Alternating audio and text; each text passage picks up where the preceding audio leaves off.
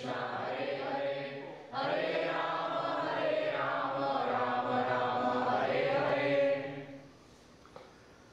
whenever I'm in the presence of Bhakti Charu Maharaj, I can't help but think about Srila Prabhupada.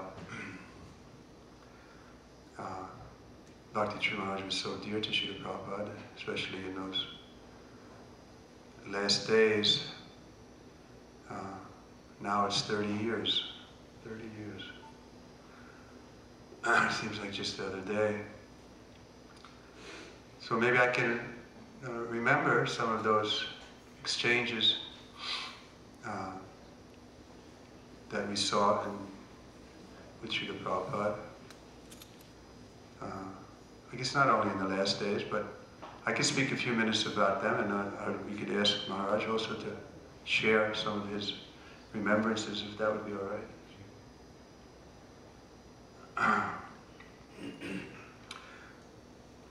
So, my remembrances began, I first met Srila Prabhupada, and I was introduced by Burjan to Srila Prabhupada, and he said, "This is Bhakti Charu," that was my name. And Prabhupada said, the first thing he said to me was, "Thank you very much." I hadn't done anything, I just came in, you know. So that was my impression of Prabhupada. My first impression was that he was very kind and also vulnerable. For some reason, he was in a bad neighborhood, 26 2nd Avenue, and there was nobody at the door. Anybody could just walk off the street and go into his room. I was thinking, this guy, he should be protected. He's such an important person. He should be a bodyguard or a secretary, somebody to just... So anyway, that's probably speaks more to my nature than to... Srila Prabhupada was like Prahlad, he was fearless. He wasn't concerned about those things, but he was very open. That was the... And again, later in Vrindavan, I remember coming there, he was sitting under the tree. Sometimes there's a photo of him sitting there, and then devotees would go to him and he would talk to them, and then, you know, you'd get tired of sitting, your legs would hurt or something, and then you'd go. I remember doing that for some time, sitting with Prabhupada, then going and doing some service, pulling weeds or something, and looking back, and Prabhupada was just sitting there, still sitting there for hours and hours, and I was thinking, he's just like a living fountain. He's just giving. Everybody was coming, he was giving, and then they were going away, and someone else was coming, and he was giving, and he was just giving more, and he was so giving. That was Prabhupada's demeanor, that he was always, and it's true, he was giving us so much. And over the years we appreciate more and more. It's kind of like we took some of the things for granted, and it required his leaving us to see how much valuable his presence was to us. How everything, there was never any anxiety in a political sense or in a philosophical sense, because even we may have some differences, but we know, well, the next time we'll just inquire from Prabhupada, or it'll be resolved, and everybody had faith in him, and so there was never any controversy, really. A little bit for a few days there would be controversy, then it'd be settled. And now we see, without his personal presence, the controversies go on and on, year after year, and it makes us just appreciate what Prabhupada was doing, how he was the glue that was keeping this worldwide movement just going so nicely. Of course, we can still keep it going nicely if we're sincere to follow his instruction, and there will be differences naturally amongst brothers, but it can be worked out if we have that motive. What the motive is, that we want to please Srila Prabhupada. Even if we're wrong, if we have that motive, it can be worked out in the course of time, because that desire is there. We all want to assist Srila Prabhupada in his mission, from whatever position, whatever energy, whatever resources we have. If that's our goal, then whatever differences are there, in the course of time, maybe it'll take 100 years or whatever, but it'll come together more and more. That will be binding principle. Prabhupada sometimes told us that too. Keep the Acharya in the center. So of course, how to exactly do that, that we have to consider. But that was, Prabhupada knew his position. He knew that he was establishing a movement that would go on for the next 10,000 years. He was fully aware of that. And he spoke like that. And he was sometimes, I'll tell you the story. I think Bhakti Charu has a similar story. How Prabhupada became jealously angry because of me. Because something I did that he was like, he felt that we were his, and if we didn't act that way, he became disturbed. One time, this is early days, 1969, I was giving massage, and I wanted to continue that service when Prabhupada left, but it wasn't practical because Prabhupada was going to America and I was in London and as a brahmachari. So I had met Hansaduda previously in Montreal in 1968 and kind of liked his style a little bit. And I heard he was in Berkeley. So I said to Prabhupada, I was giving massage, I said, Prabhupada, if I can't go with you, can I go and join Hansaduda in Berkeley? And Prabhupada immediately became, just he and I in a room, he immediately just waxed angry. It's just like, and he said, you are brahmachari. It is not your duty to contemplate what is your service.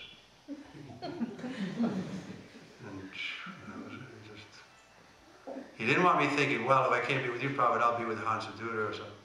You know, he knew his position, that he was demanding loyalty to him, to his person.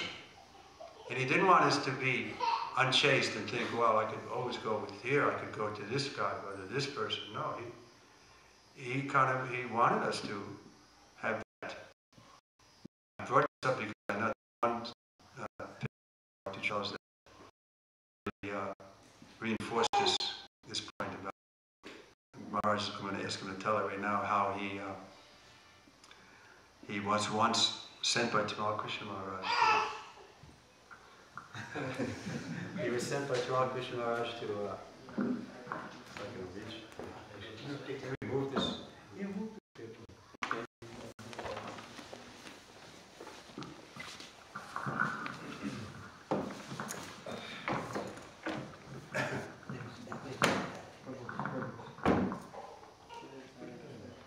Put it in that corner.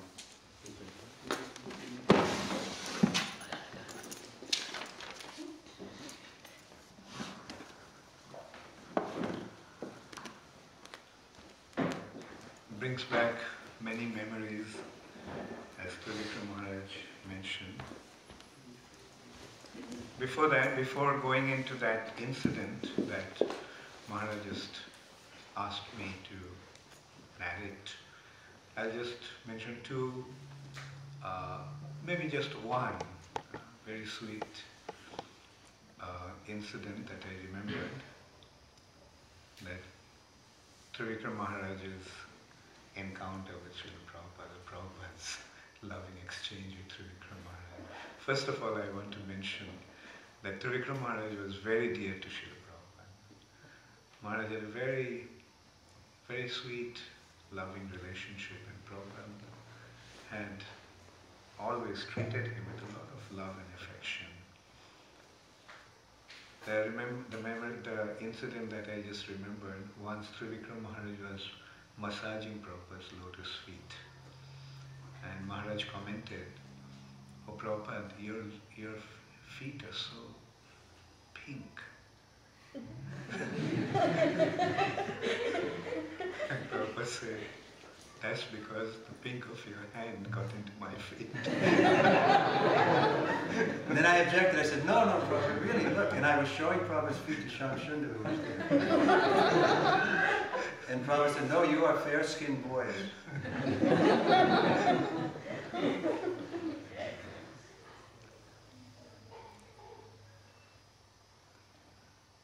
Also, recently I was in Rishikesh, and I was remembering those days with Srila Trivikrama Maharaj also was there. And every evening, a lot of people used to come to see Srila Prabhupada, and they used to stay there. And Prabhupada's health was not so good, and we didn't want Prabhupada to spend so much time with these people. So one day, Trivikrama Maharaj and Ramakrishna Maharaj, on the roof, I remember, the roof of that building, Ganga Darshan, we three of us were there, and Ramakrishna Maharaj and Trivikrama Maharaj was discussing that we should not allow people to spend so much time in the evening with Srila Prabhupada. And then it was decided that Prabhupada would give darshan only between 5 and 6. And so, as soon as it was 6 o'clock, Trivikrama Maharaj would just chase everybody out of the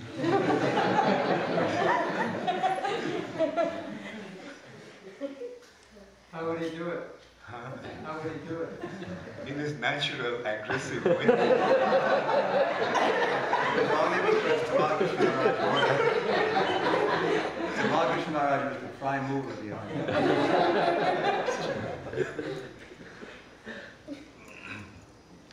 Then we used to go into the Ganga in the afternoon. I used to serve prasad. I used to cook for Srila Prabhupada and serve him. And after serving Srila Prabhupada, I would go to the Ganga, and already Trivikrama Maharaj, Ramakrishna Maharaj, Upendra Prabhu were already in the river. The Ganges, those days, they used to send the logs, transport logs from the mountain down the stream, down the river. And I used to see that they just climbed onto the logs and they were floating in the river. So this incident that Trivikrama Maharaj just mentioned, it was in Vrindavan. You see, when Prabhupada was in Rishikesh, one night when I was attending Srila Prabhupada, it was about 1 o'clock in the morning, and Prabhupada called me, and Prabhupada told me that the time has come for me to leave this body. I want to leave my body in Vrindavan, so please take me to Vrindavan immediately. So I ran downstairs. It was such a shocking thing to hear that Prabhupada wanted to leave and he wanted to go to Vrindavan. So I woke up Ramakrishna Maharaj, and Ramakrishna Maharaj also, when I told her, he was shocked when I told him. And so he ran upstairs, and so he went to Srila Prabhupada. And Prabhupada told him the same thing. The time has come for me to leave my body. Take me to Vrindavan immediately. I want to leave my body in Vrindavan. So that night only we made all the arrangements, packed everything. And the next day, next morning, we left for Vrindavan. We actually went to Delhi. Prabhupada stayed in Delhi for that night. And then the next morning, we drove to Vrindavan. And so Prabhupada came to Vrindavan to leave his body. And I remember hundreds of devotees were there, and they were so excited that Prabhupada came, all of a sudden, unannounced. And they were so ecstatic. Prabhupada went to the temple room and had the darshan, and the devotees were chanting and dancing in ecstasy. And then Prabhupada went to his room, went to his quarters, and everybody followed. And there Prabhupada announced why he went to Vrindavan. And I could see it immediately, that ecstasy just turned into agony. Devotees started to cry when Prabhupada said that he came to Vrindavan to leave his body.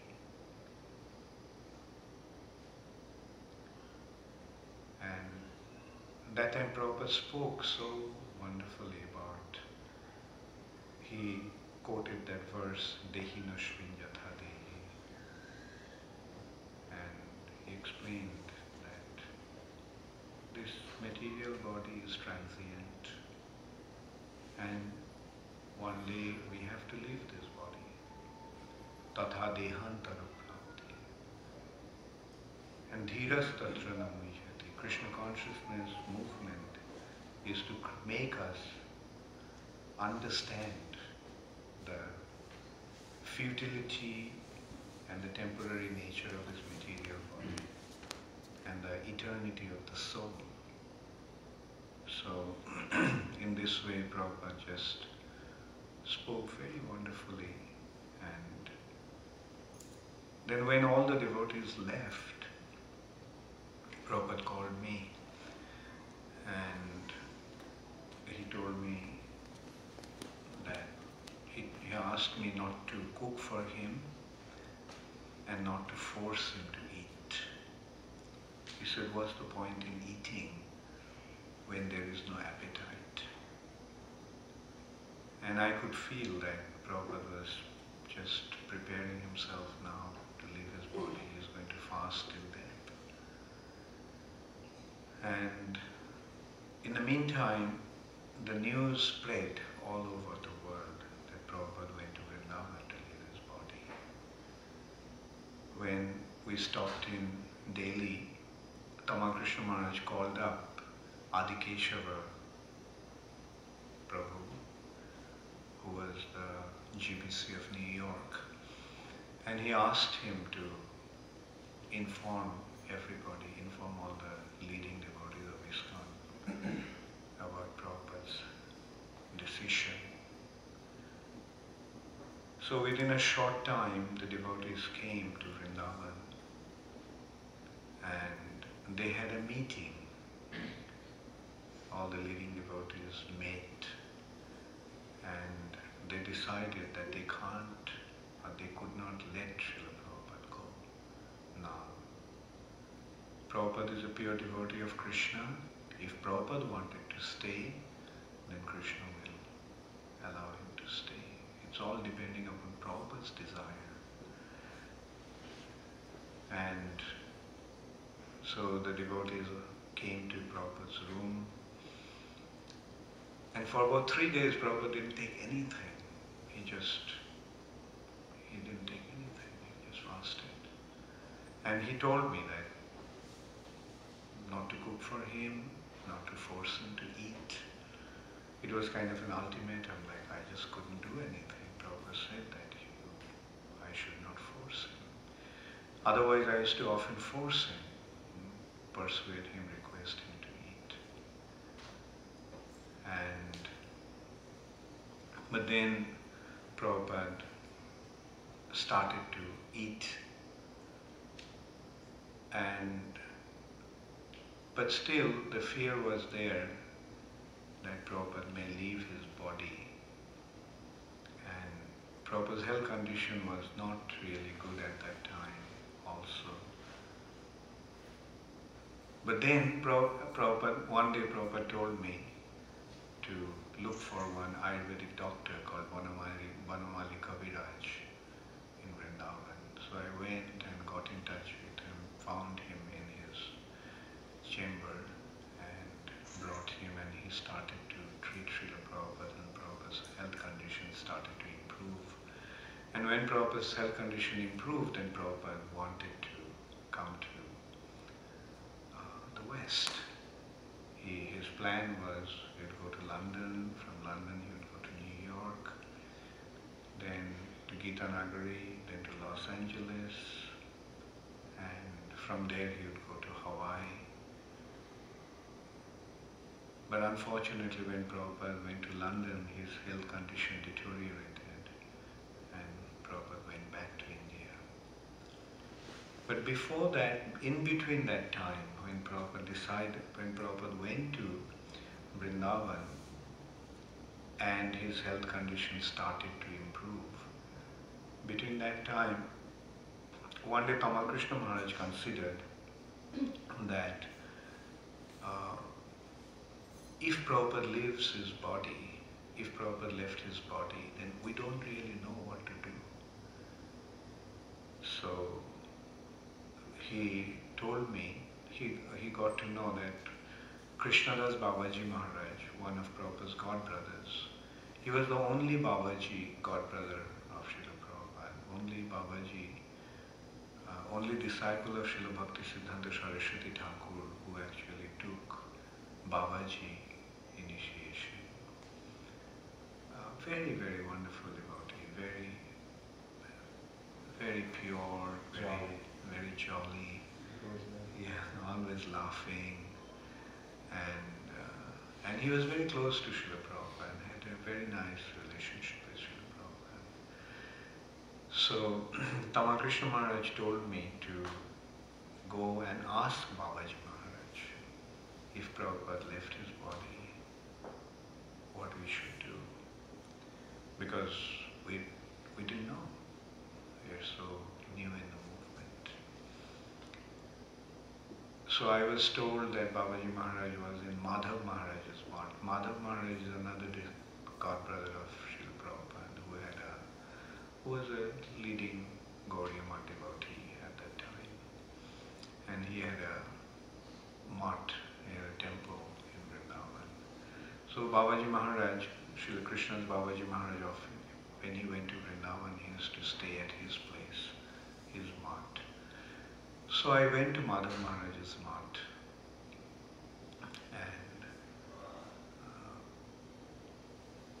and then unfortunately Babaji Maharaj was not there. So I came back, and when I came back, Upendra Prabhu, who was Prabhupada's personal servant at that time, he told me that Prabhupada was looking for me. So I immediately rushed into Prabhupada's room. It was evening, and Prabhupada was lying on his bed. So I asked Prabhupada why he was looking for me. And Prabhupada asked me, where did you go? So I just said, Prabhupada, I went to Madhav Maharaj's mart. And Prabhupada, I could see Prabhupada's voice was ringing with anger. He asked me, why did you go there? And then I went to see Babaji Maharaj, Krishna's Babaji Maharaj. Then Prabhupada asked again, this time his voice was louder, and he asked, why did you go? And I just couldn't say anything why I went, because it was such a delicate thing, like I couldn't tell Prabhupada why I went. And Prabhupada, this time Prabhupada's voice was so loud, as if it sounded as if the room was shaking. Mind you, Prabhupada's health condition was so bad that he was planning to leave his body, and at that time he was displaying such anger. And his voice was like roaring like a lion's, and the room was practically shaking. And I was shivering. It was uncontrollable shiver. And then finally I just told Prabhupada, Tamakrishna Maharaj sent me. And then Prabhupada said, oh, I see. So as Maharaj was saying, like Prabhupada was very, very protective. He was very protective of us. He didn't want us to go anywhere. And I feel so sad. So many devotees today are just leaving the shelter of Srila Prabhupada's lotus feet and going here and there in search of something higher. Prabhupada gave everything. There is nothing to look for anywhere else. All the wealth, all the spiritual wealth, all the treasure is there within our ISKCON. There's no need to go anywhere else.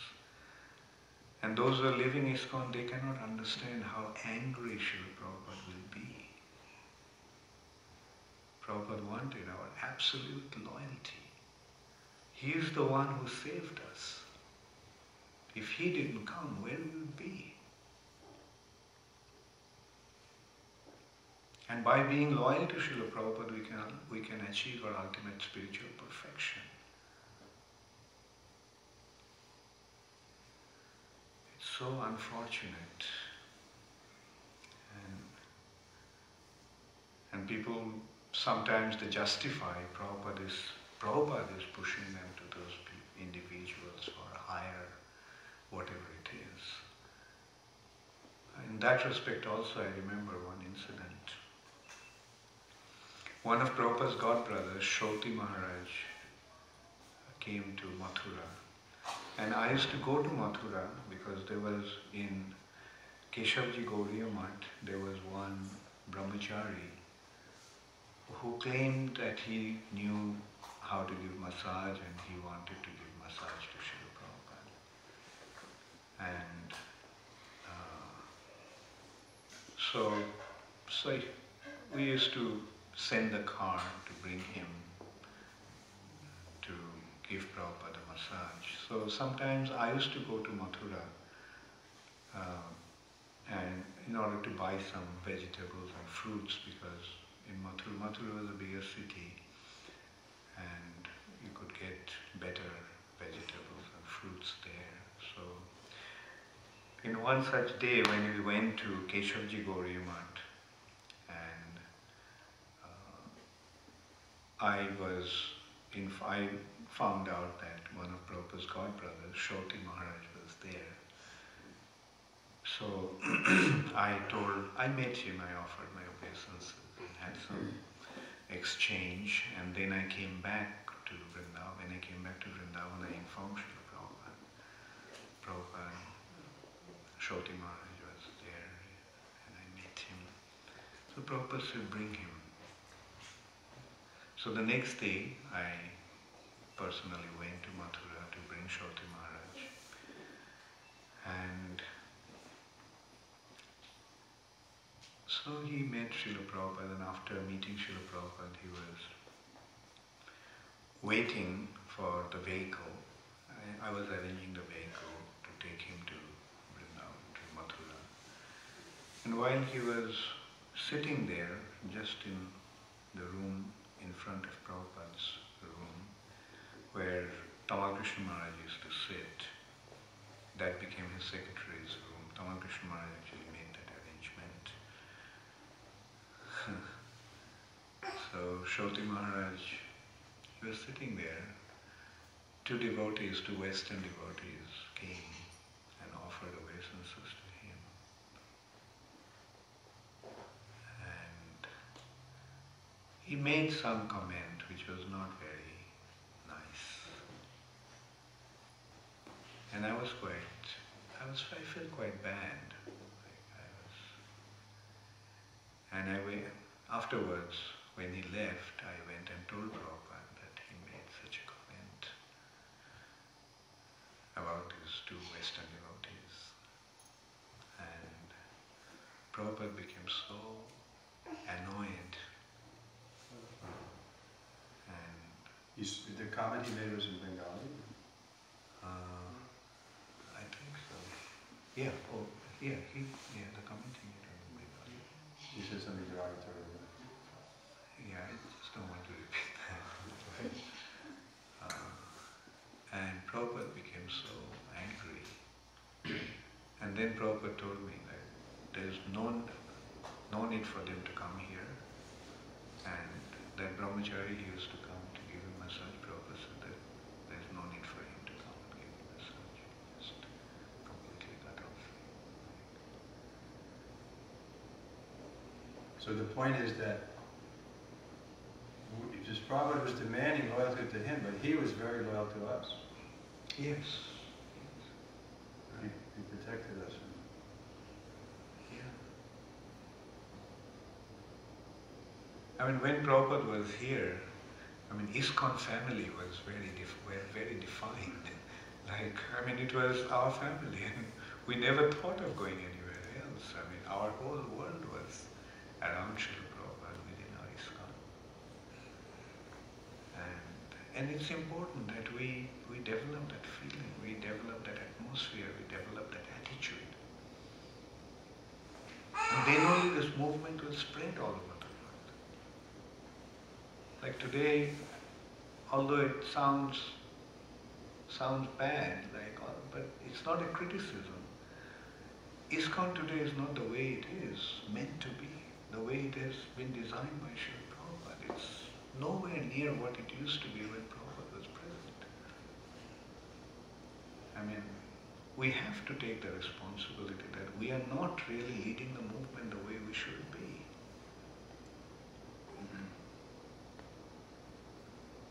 I mean, this movement has been designed by Srila Prabhupada to establish Krishna consciousness all over the world.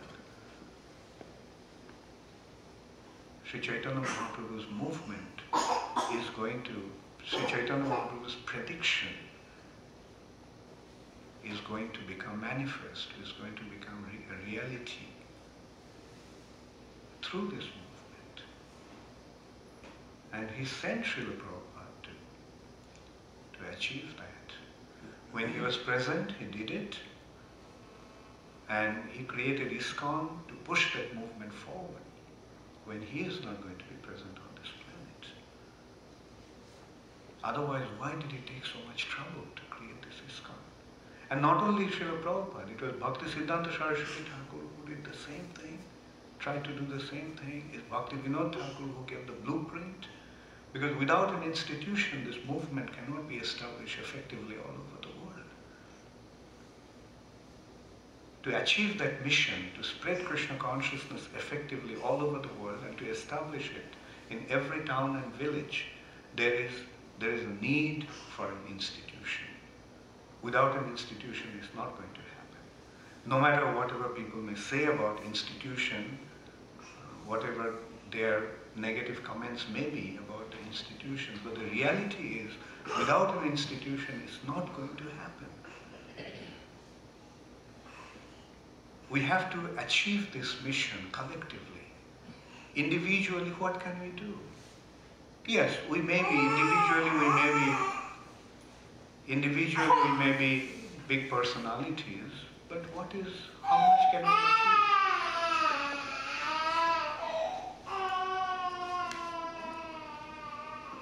It is our collective endeavor that is going to achieve this mission of spreading this movement all over the world.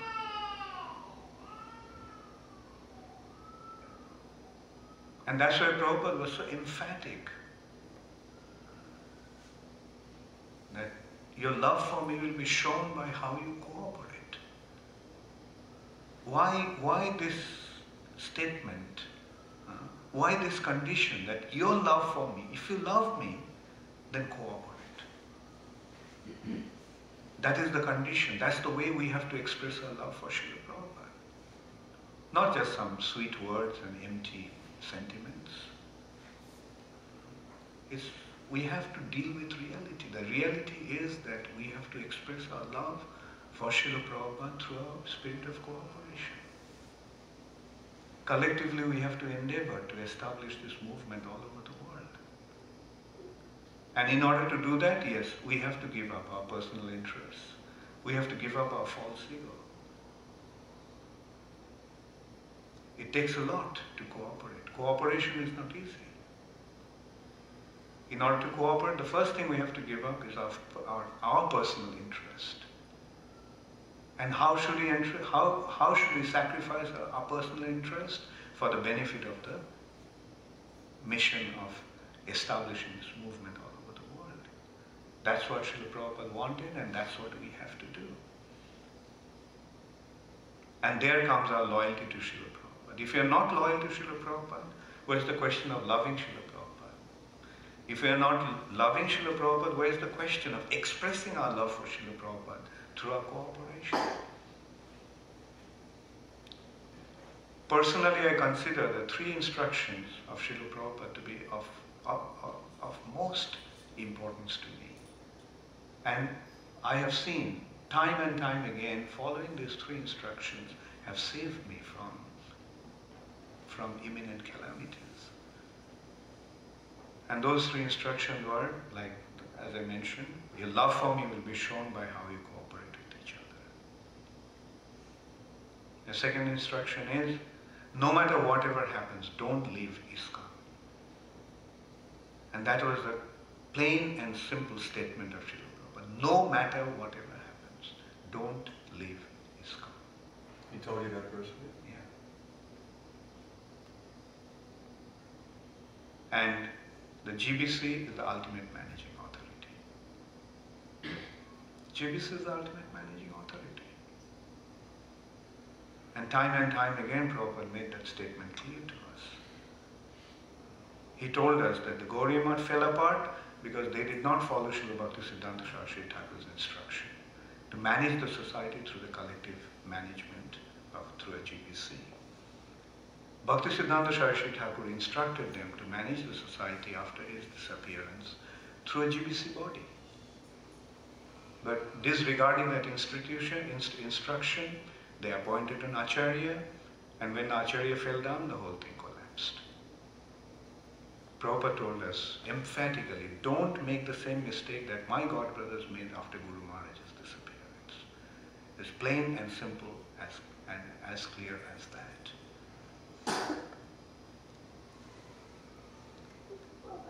Srila Prabhupada's instructions are very, very clear.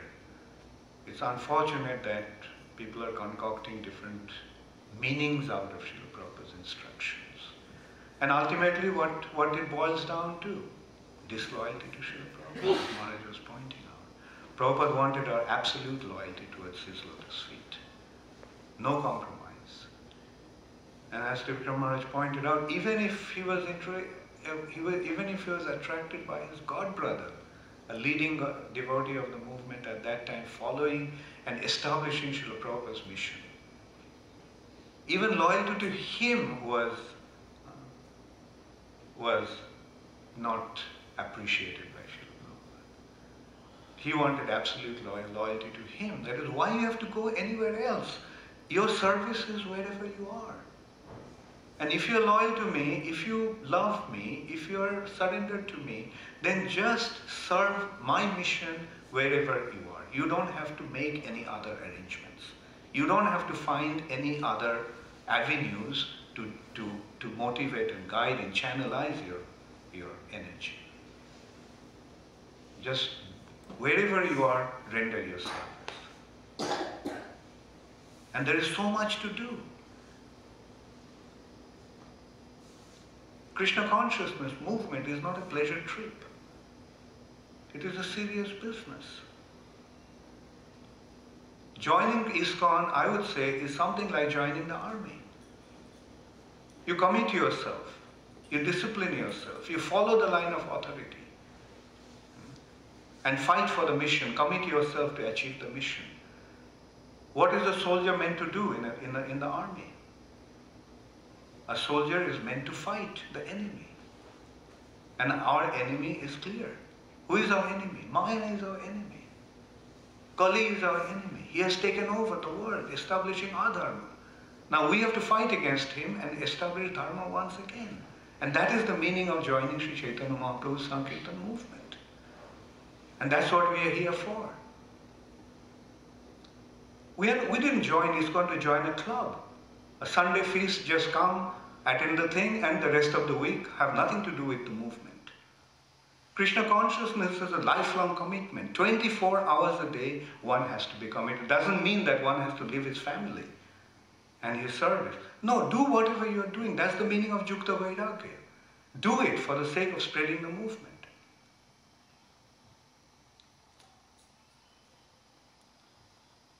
Right.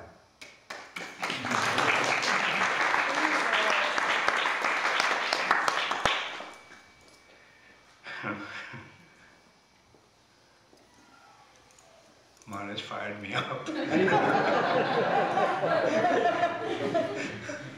Baba is firing us all up. Just remembering Prabhupada, that's where we get burdened. I may help you remember Prabhupada, but Prabhupada is the one who's firing us up. True. He's very much alive, right? There's another story you told about how something about him. Haven't I been telling you that I'm not my body? There's some fast one about that. maybe. A dream or something after Prabhupada left? I'm not sure. Okay, that reminds me. Okay, so maybe this is what you're referring to. Okay, I'll just give one I'll relate it to you now. Prabhupada stopped eating. You know, he was not eating, but I was cooking for Prabhupada every day. So and Prabhupada also used to come and sit down, make an effort to eat. But I could see Prabhupada just take one bite. He just couldn't even swallow it. And one day Prabhupada told me, why you're wasting your time cooking for me? You have so much to do. Why are you wasting your time cooking for me?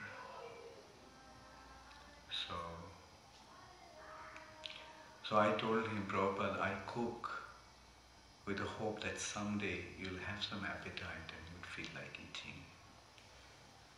And Prabhupada said, Prabhupada said, I told him, you'll feel better and you'll feel like eating. Prabhupada said, I'll get better only when I die. And this came to me such a blow that I just broke down. That just the thought that Prabhupada would leave was so painful.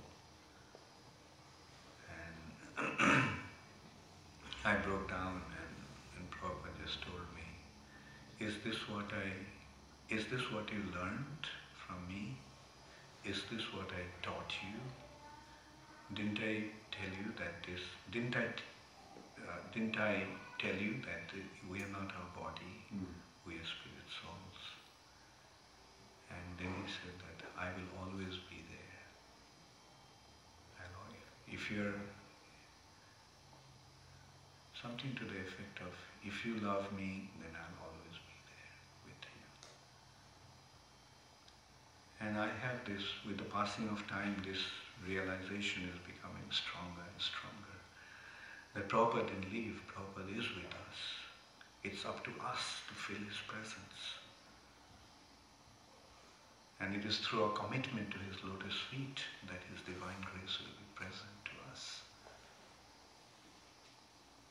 And we are seeing how he is guiding us, how he is protecting us, how he is facilitating us.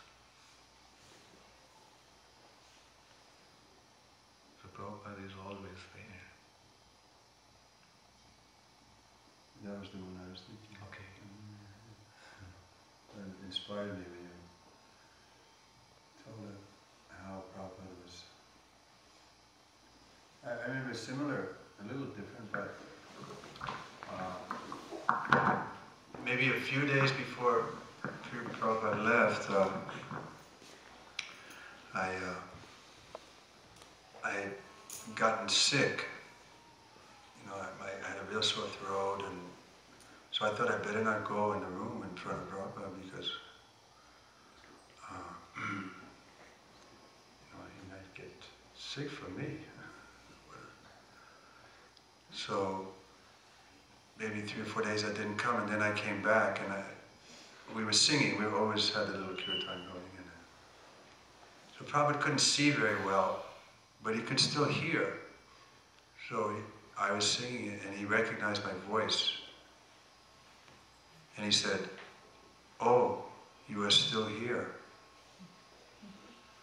And just like you said, you felt like crying.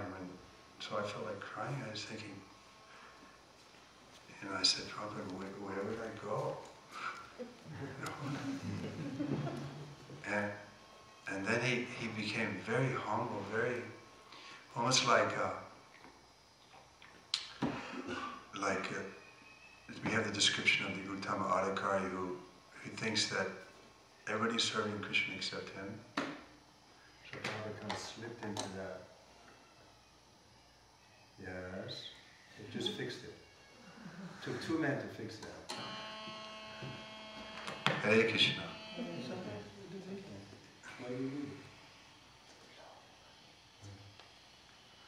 So Prabhupada kind of went into the Uttama Adhikari mood, which you see I'm not very good at it. I immediately got annoyed with And he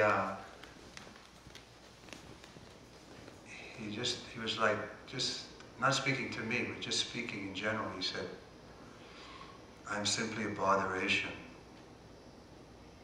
And of course that made me feel even worse than the other way. He said, you should be preaching, but because of me, you have to stay here. And then he said, call the others. So I went out and called Krishna. Then he said, I want to go on a bullock's cart. And that's when he started that pastime of the bullock's cart, which is another issue which I was never in favor of. You thought I was in favor of that, but I was never in favor of it. Of his going? No. No, I would. In favor of giving him. Yeah, so was I. I was in favor of not going. I remember I protested it. Everybody came in after that, and then he said he wanted to go on the bullocks, and Bhakti Charu and Tamal Krishna and Bhavananda was saying, Prabhupada, how can you go? Your body is so delicate, the bullock's cart will move this way and that way, and you'll be in agony, and your body is so delicate. But he wasn't accepting any excuse. And he was saying, no, we can put mattress or something. And then I said, but Prabhupada, it's so cold. Where will you stay at night? He said, we can stay under a tree. I was like, but Prabhupada, how's that going to keep you warm? But he was just like, that's how Prabhupada spoke when he had some. Should we tell about the bullock cart incident? Yeah. The one that really defeats everyone, these so-called poison bodies and all these people, is when you and Tamal Krishna Maharaj and Bhavananda came down and Babaji, Krishnadas Babaji was there. That exchange is also, it's in the conversation book, but it just shows how much Prabhupada loved them. You know, people are accusing that Bhakti Charu poisoned Prabhupada. I shouldn't even mention that, but it's there, right? And you've heard it. But the other side, and nobody who was there thought that. Even today, there's not one person who was with Prabhupada in those last days who entertained this poison theory for even a second. Only people who weren't there, they think, anyway. But the story that he's going to tell in due course of time was how, I can tell it also because it's right there in the conversation book, how Prabhupada loved them so much that he turned to Babaji and said, see how much they love me. He talked to his godbrother, telling them that you can even learn from these boys how much they love me. And, you know, how can, anyway. I just get so angry with this.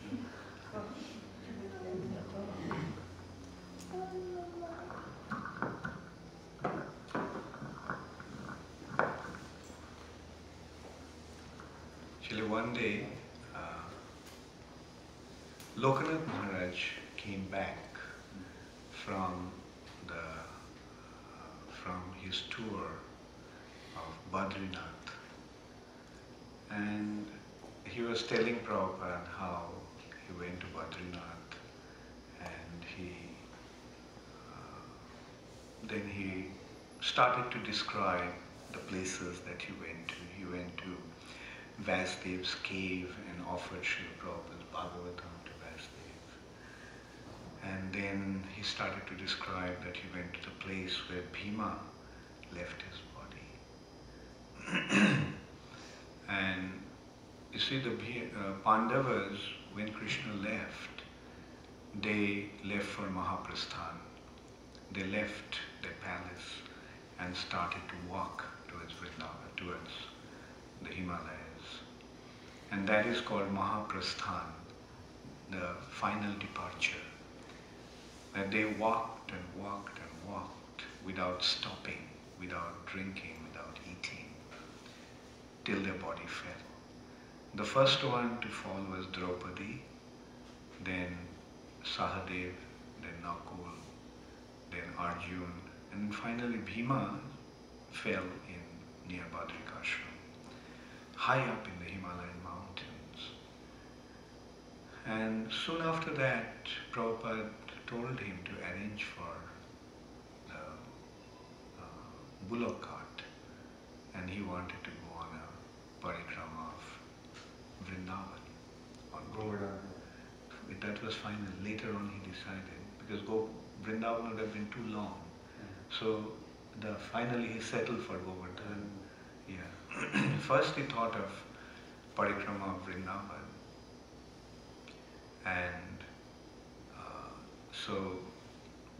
And when he said that, it just occurred to me that right after Bhima's Mahaprasthan, Prabhupada is talking about going out on a bullock cart parikrama, and we knew how delicate Prabhupada's condition was.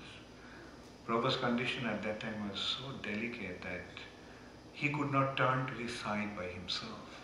He would become tired of lying on his back, and he would want to turn to his side, and we had to turn him to his side, and we had to do it so carefully that if we are not careful, then Prabhupada may get hurt.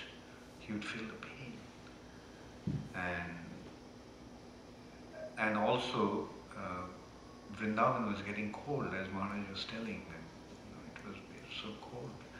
Vrindavan was getting so cold that with 3 blankets and a quilt and a heater in the room, Prabhupada still used to feel cold that night. So that is how delicate Prabhupada's situation was. And at that time, Prabhupada is planning to go on a bullock cart parikrama of Vrindavan on a bullock cart. I mean, to me it became very, very clear why Prabhupada was leaving, planning to leave on a parikrama. And then one day, the next day actually, the bullock cart was brought and all the arrangements were being made. The bullock cart was just standing by the guest house, by Prabhupada's quarters, and they were planning, and I actually flared up. I couldn't contain myself anymore. I just asked. Where did that happen? In Prabhupada's room. And I said that, do you all know what Prabhupada's condition is? I told him just what I said, that if we are not careful enough while turning Srila Prabhupada, he feels pain. Who was there in the room? Everybody. And of course later on I found out they were actually planning to convince Prabhupada in the middle of the night when no one was there, that not to go. And so they knew that, it will create such a unpleasantness, if they tried to stop, at that time went against. Because the other side, they were saying, the order of the spiritual master, he's telling us to do it. How can you defy the order of the spiritual master? Yeah. So that's right. why That was a kind of a difficult situation in a way. But I couldn't contain myself. I just flared up, and then everybody became silent. And then Prabhupada said, let me ask Babaji Maharaj. Babaji Maharaj was supposed to come that evening. So Prabhupada said, let me ask Babaji Maharaj. So I thought that I will tell Babaji Maharaj and ask him a question Prabhupada. So Babaji Maharaj was supposed to come in the evening, and I was just waiting and impatiently. But it so happened, for some reason I went to Prabhupada to get something for Prabhupada in the kitchen. Water? I went to the kitchen to get something for Srila Prabhupada, and when I came back, I found that Babaji Maharaj is sitting next to Srila Prabhupada's bed, and Prabhupada already told him, and he is even asking Babaji Maharaj to join him, and Babaji Maharaj, yes, sure, I will. And Babaji said what? And Babaji Maharaj said, yes, sure, I will. And he was also excited. So I felt that, I felt completely, lost and frustrated. So then I got an idea. I went to the kitchen, quickly made a plate of prasad, took it to the next room, and went and told Prabhupada, Prabhupada, I got some prasad for Babaji Maharaj. And then Prabhupada said, you bring it here. I said, no, Prabhupada, I have it in the next room.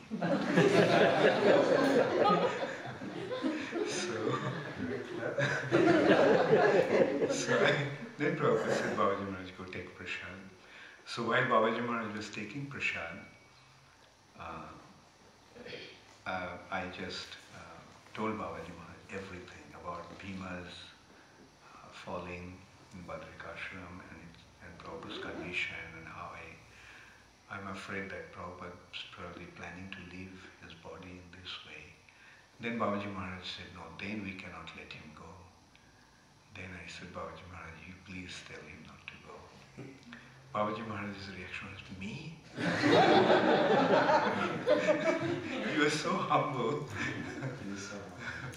And he was feeling that how can he tell Prabhupada? And so I said, me? How can? And I said, Babaji Maharaj, you are the only one that Prabhupada would listen to, otherwise there's no hope. Then Babaji Maharaj just got up, and washed his hands and mouth and walked straight into Prabhupada's room and said, I heard everything, you cannot go. Then Prabhupada said, well, Babaji Maharaj, if you don't want me to go, then I won't. And I just ran out of the room to tell Tamakrishna Maharaj. We were staying in the guest house. And while I was climbing up the stairs, I saw Tamakrishna Maharaj and Bhavananda Maharaj were coming down in a great haste, and I met them. What time of the day was this? It was in the evening. And so they were, and I told them what happened. And so they just came running to Prabhupada's room. All three of us came running to Srila Prabhupada's room. And Tamakrishna Maharaj he just burst out. Oh, in the meantime, what happened is some other devotees also, when they saw us running like that, they tried to come behind us. Later on I found her because it was Bhakti Vidyapurna Maharaj, he was Anindeshu Babu at that time. He just closed the door and locked it up in front of them. He didn't let anyone else come in at that time. But anyway, he could have let. But it was recorded. Yeah, this is recorded. I'm saying that how he blocked.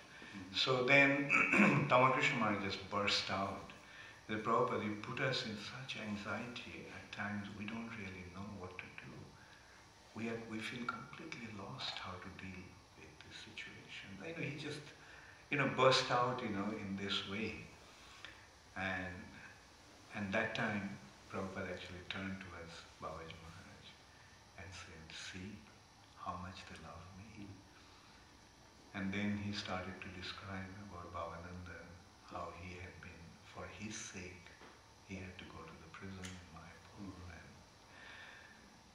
And this is how it actually, that incident came to an end. Yes, Prabhupada loved them very much. Just like the Madhavendra Puri and Ishwar Puri was taking care of him personally, cleaning his body and feeding him, and therefore he was empowered by Madhavendra Puri too. So much so that he became the spiritual master of Lord Chaitanya Mahaprabhu.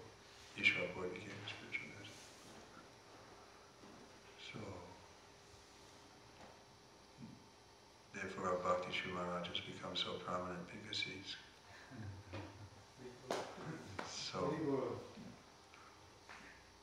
so surrendered to Srila Prabhupada.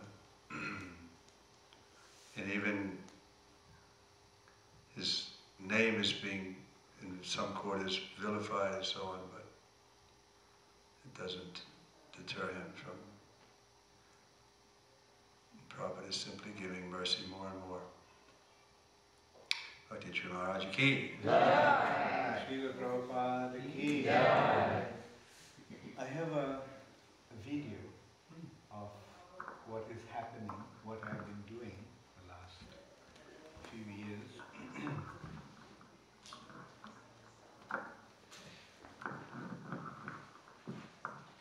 I hear complaints that I'm not coming and giving association to the devotees. But actually for last 3 years I'm involved in a place called Ujjain. There I'm developing a project, and anyway, so there's a video, like we built a temple. We started this, I got involved in Ujjain